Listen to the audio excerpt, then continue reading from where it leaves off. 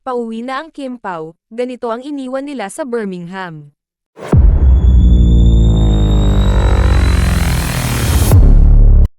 Matapos ang matagumpay na pagdaraos ng Kim Pao sa Kapamilya Kalayaan Caravan 2024 sa Birmingham, ngayon ay nagbabalik na sila sa Pilipinas. Lubos silang nagagalak na salubungin ng kanilang mga tagahanga at taga-suporta dito. Hindi may kakaila ang pag-iwan ng masayang puso sa maraming taga-Birmingham dahil sa kakaibang samahan ni Kim at Pao na hindi matatawaran.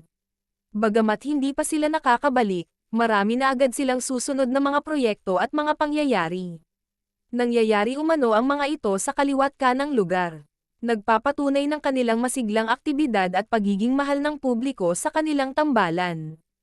Ang Kapamilya Kalayaan Caravan 2024 sa Birmingham ay naging makasaysayan para kay Kim at Pao.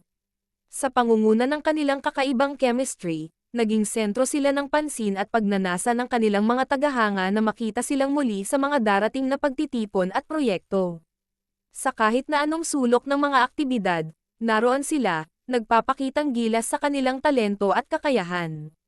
Ang bawat pagtatanghal nila ay hindi lamang isang simpleng palabas, kundi isang marka ng kanilang pagmamahal sa industriya at pagbibigay pugay sa kanilang mga tagahanga na patuloy na sumusuporta at nagmamahal sa kanila.